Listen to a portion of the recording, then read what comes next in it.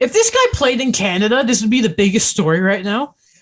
First off, again, if he played in Canada too, he'd probably be a superstar. Because when this Filip Forsberg news came out, the whole thing was people weren't shocked. It was more like, what do you mean he's a superstar? But it was very odd that that was the big hang-up, but not people being surprised that there were Filip Forsberg trade rumors. Anyway, as we know, Filip Forsberg is a pending UFA this summer. Andy Strickland tweeted a few days ago that the Predators are actively shopping him. Friedman sort of gave a bit more clarity on the topic, saying in 32 Thoughts, the blog, that he believes that there is a will on both sides to get a deal done, but points out that Nashville know the number has to be higher than Duchesne and Johansson's $8 million. And Forsberg knows to stay with Nashville, he'll have to come in under Roman Yossi's $9.059 million. If the deadline does eventually come around, the deal's not done, then a trade can become more realistic. So first off, what do you guys make of the situation, and how do you actually seeing it go down? I'm a little surprised.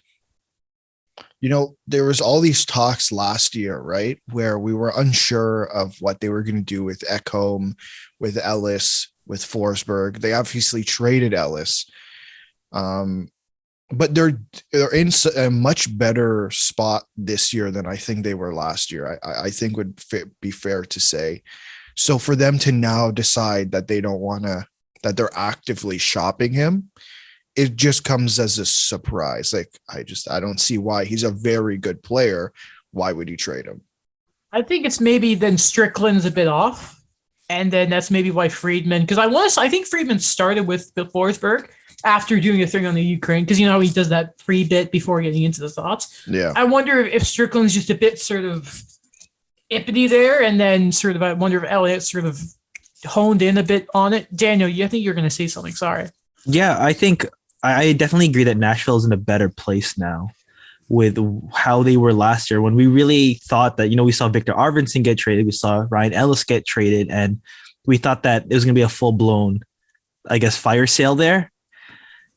And I think that they've kind of shown this season that it was a bit of a trial run to see what they can do with the current core with things now. But I just think, like, in terms of what the age is there, how much term he wants to get there, if they really feel that they could run with this, I don't know. I'm not saying anything is for sure, but it'd be good to really look at the market for a Filip Forsberg. If you really know that this guy's not going to commit long-term, if you feel that what you're going to pay him is not going to be conducive with what he's going to be on a consistent basis. So for me, like, I think he's a great player, but I'm just unsure how the market's going to be and how they're going to pay him in terms of, like, if he's going to really be that guy. What's interesting is, even if it's not last year and now he doesn't have the extra year and it's just he's a straight UFA, I'd argue somehow that his value is kind of even higher because his goal per game is unreal. The guy is killing it. He's always been a really, really good player. It's just he's in such a quiet market. I love Filip Forsberg. The guy he's one of those players that Dmitry Filipovich is like really good at posting his highlights of him.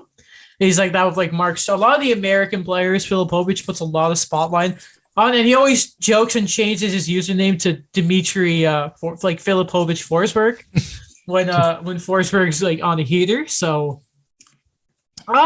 if there's will on both sides, then you can see it getting done. It's just you wonder if eventually, if and I think what was it? Emily Kaplan said that Forsberg was a little caught off by this because the contract talks are very preliminary. By the way, if you're only preliminary less than a month from the deadline, maybe pick it up a bit. But if Forsberg starts thinking, okay, if they're trading me, and he starts thinking about greener pastures, then you worry about what the relationship is, right? Because even when you hear if it's preliminary, we heard that there were negotiations with Torrey Krug in that, but then we found out months later that they never even offered him a deal. Right. Or they went quiet for like 3 months. So I'm a bit shaky on where this really is. I don't really know if we have all the true feelings of Forsberg in that. Even if there is will there, everything can change once reports start coming out. We know this is a stressful time for players, the deadline. And you just wonder if nerves just get that much more intense. It just feels weird to me that now all of a sudden we're worried about term, where they handed out 8-year contracts or they handed out max term contracts to Duchesne, to Johansson, to Yossi, and now all of a sudden, like probably of those bunch, okay, yes, Yossi's probably number one, but Forsberg's absolutely number two of those four players I listed. He's absolutely number two in my eyes. Like, I think I'd argue he's better than Matt Duchesne and Ryan Johansson. I don't know. Definitely, yeah. Like, so to now all of a sudden play this game, it just feels weird to me. I think it's just two things I'd like to point out. Well, number one, congrats, Adam. I love that you used preliminary so many times when you were speaking. I'm really proud of you.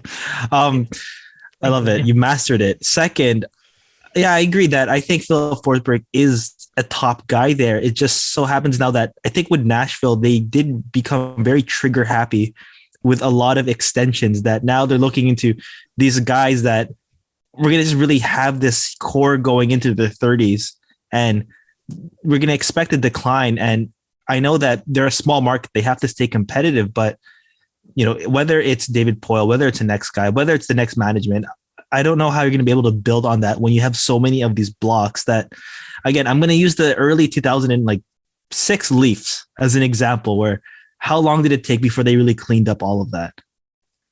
You know what I wonder, because it's all David Poyle's work, right? Like, was he their first GM or second? I think he's been the only GM. So everything to do with Nashville is him. Every single thing. So if you look at it, right, the biggest contract was obviously Weber. We knew that he wasn't gonna finish on that contract, but did we expect him to go out as soon as he did? No. And people were unsure. I wasn't a fan back then, but apparently people were pretty unsure if they were to match it. And there was a thing of Weber's camp saying, could you not? And then they did. But how Philly is it that they tried that anyway? Anyway, Philly, Paul Holmgren at the time when it came to money, because it was like also like during the year Briskalov signing. We're gonna get to Philly. Yes, but yeah, we're gonna get to Philly. But you looked at Weber's contract. Ryan Ellis. They traded him at the right time because you question his body, right? Mm-hmm. Duchesne didn't work. He's been great this year. He's having such a good year this season. Johansson isn't working out. Yossi's a bit different. You have to do Yossi. And he's living up to it so far. We know Nashville have always been very hesitant to give out long deals, and they've been very careful with trade protection. Luckily, like the Pecorine deal worked out timeline perfectly for him. He was still pretty good, even not amazing, not Vesna Pecorine, but by the time he was gone, the stars align with how well like UC Saros was ready to play, right? But I wonder if they look at all those in the grand scheme of things, and it sucks for Forsberg because I'm looking at it even with shortened seasons. He very rarely has played the full year, and I think he's been hurt this year. We've seen it with Dallas. Klingberg's the guy who's not going to get the big deal. When, Faxa just got his big deal. I think Essa Lindell did. Ben and Sagan. Ben Bishop had that big deal. Even right after the playoffs, Khudobin got his deal. And then maybe Dallas looked at it and Jim Mill went, okay, we got to be careful here.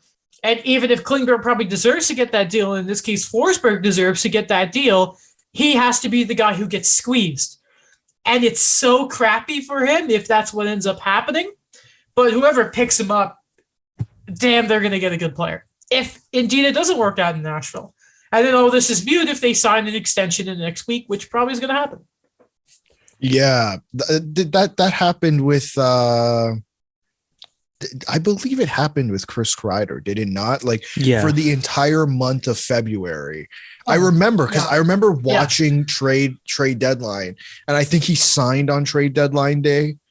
Yeah, like the hour within it was about to stop. Yeah, it's like, oh, we were so close to a Chris Kreider trade, but we didn't get it. So maybe that's what's going to happen here. Like they don't get the package they want, and they re-sign him, and I think they should keep him.